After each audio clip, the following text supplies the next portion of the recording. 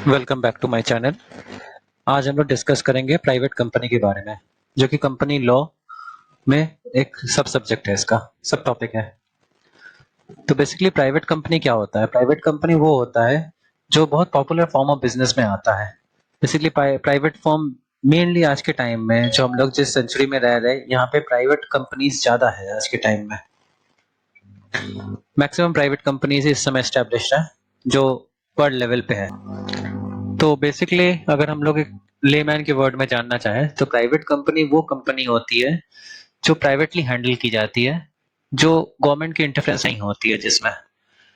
जैसे कि मैं यहाँ पे बताता हूँ आपको, जो इंग्लिश में जो डेफिनेशन लिखा है, private company, private limited company is a most popular form of business with limited liability protection to its share holders.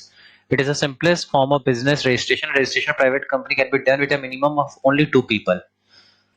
तो बेसिकली यहाँ पे ये कहा जाता है कि प्राइवेट कंपनी जो है वो सिंपलेस्ट फॉर्म ऑफ बिजनेस इसका रजिस्ट्रेशन होता है, और मिनिमम 2 लोग मिलके भी ये रजिस्ट्रेशन कर सकते हैं। इसको रजिस्ट्रेशन करने के लिए मिनिमम 2 लोग चाहिए, 1 लोग करने से नहीं होगा, मिनिमम 2 लोग चाहिए इसका रजिस्ट्रेशन के लिए। प्राइवेट कंपनी की खुद की एक लीगल एंटिटी होती है।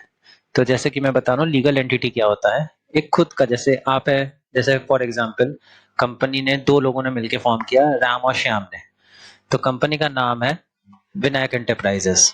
तो बेसिकली कंपनी की खुद की एक अलग से पहचान होती है। कंपनी को राम एंड श्याम के नाम से नहीं जाना जाएगा।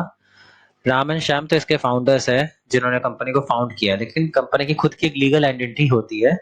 वो विनायक एंटरप्राइजेस या विनायक कम्युनिकेशन, जो भी नाम से रजिस्टर्ड होता है, वो उसकी लीगल एंटिटी कहा जाता है इसको।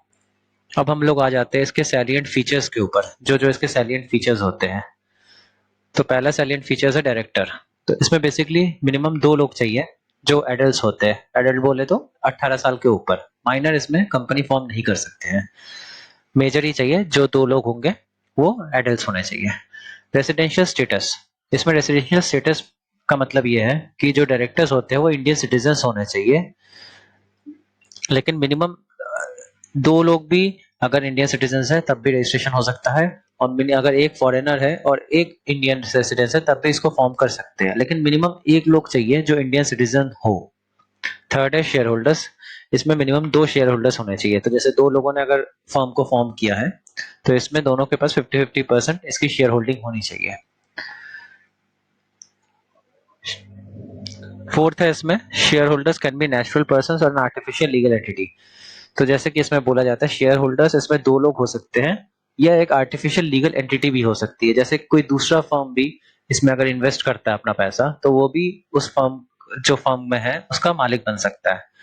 जैसे फॉर एग्जांपल रिलायंस में अगर टाटा ने कुछ भी थोड़ा सा भी अगर फर्म उसका स्टेक उसने लिया, तो टाटा भी उसका मालिक बन सकता है in the form of share holding pattern. Fourth है इसका कैपिटल। इस मिनिमम 10,000 से ये ऑथराइज शेयर कैपिटल से रजिस्टर्ड आप कर सकते हैं इसमें प्राइवेट कंपनी को। फिफ्थ सिक्स्थ है लिमिटेड लाइबिलिटी। इसमें लाइबिलिटी लिमिटेड होती है। अगर कंपनी की फाइनेंशियल पोजीशन अच्छी नहीं होती है और लाइबिलिटी बढ़ जाती है, तो कंपनी के जो एसेट्स है उसी से डेब्ट्स पे किए जाएंगे। कंपनी के जो मालिक है उनके प्रॉपर्टी से कोई मतलब नहीं रहेगा इसमें बेसिकली।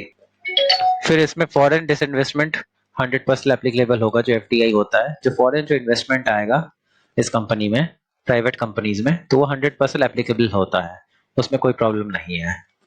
फंड रेजिंग 8वां पॉइंट है। तो फंड रेजिंग उसको कहा जाता है कि जैसे अगर कंपनी को फंड्स की नीड है, तो वो बेसिकली बॉन्ड्स अपना इशू करके या फिक्स डिपॉजिट इशू करके वेंचर कैपिटलिस्ट और एंजल इन्वेस्टर्स के थ्रू, जो बड़े कंपनीज होती है, बड़े बड़े जो हाई नेटवर्थ इंडिविजुअल्स होते हैं, उनके थ्रू भी ये इंडिविजुअली कंपनी अपने फंड रेज कर सकती है। नाइन्थ है क्रेडिबिलिटी। क्रेडिबिलिटी बोलने चाहिए जो वर्ड होता है। क्रेडिबिलिटी इसका जो मतलब है, इसका मतलब ये है जो कंपनी के पर्टिकुलर्स, बेसिकली बैलेंस शीट और प्रॉफिट एंड लॉस स्टेटमेंट होते हैं, ये पब्लिक डेटाबेस में ऑलरेडी अवेलेबल होते हैं। जैसे इनकी वेबसाइट्स हुई, या पब्लिक डोमेन में ये ऑलरेडी अवेलेबल होते हैं हर ईयर वाइज। तो इनको आप इजीली चेक कर सकते हो, जो इजीली अवेलेबल होती है, और कंपनी की ऑथेंटिसिटी या कंपनी का प्रॉफिट एंड लॉस आप देख सकते हैं कि क्या पोजीशन है कंपनी की फाइनेंशियली।